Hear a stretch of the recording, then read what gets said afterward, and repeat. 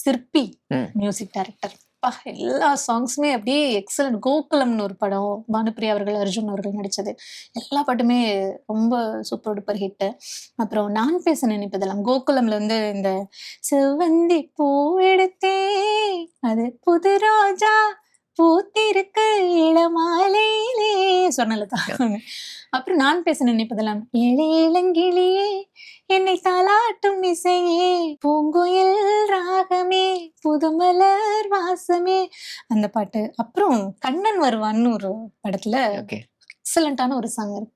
வெண்ணிலவே வெண்ணிலவே நல்ல நாள் பார்த்தவா உன்னுடைய கூந்தலிலே புது பூச்சோடவா.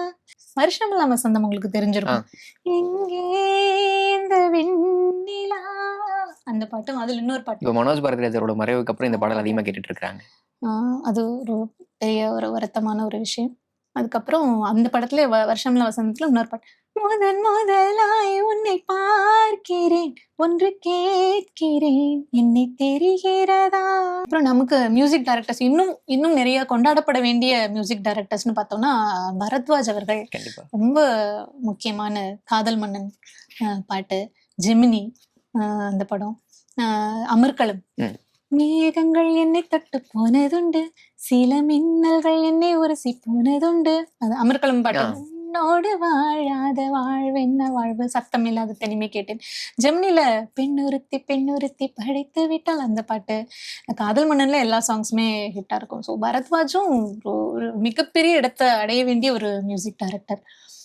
இன்னொருத்தர் பாத்தீங்கன்னா நம்ம வித்யாசாகர் அவர்கள் வந்து ஒரு காலத்துல விகடன்லயே வந்துட்டு எழுதினாங்க. அப்படின்னா ராஜா ரஹ்மானுக்கு பிறகு ஒரு ஒரு தனித்துவமான ஒரு மியூசிக் டைரக்டர். அதுக்கப்புறம் அவங்களுக்கு அப்புறம் எல்லா பாடல்களும் ஹிட் கொடுக்குற ஒரு மியூசிக் டைரக்டரா உருவாகிட்டு இருக்கிறாருன்னு விகடன்ல எழுதினாங்க. எந்த காலகட்டம்னா தில், தூள், கில்லி அதெல்லாமே அவரோட, ரன் அதெல்லாமே பூவெல்லாம் உன்வாசம் எல்லா மியூசிக்கல் ஹிட். வித்யாசாகர் அவர்களுடைய படம் வந்துச்சுன்னா அது எல்லா பாட்டுமே வந்துட்டு ஹிட் ஆகும். அததான் அவங்க அந்த சக்சஸ் ரேட்ல வந்துட்டு வச்சிருக்காங்க. ஒரு படத்துல ஒரு பாட்டு 5 பாட்டோ 6 பாட்டோ இருக்குன்னா எல்லா பாட்டுமே வந்து ஒரு ஹிட் கொடுக்கும்.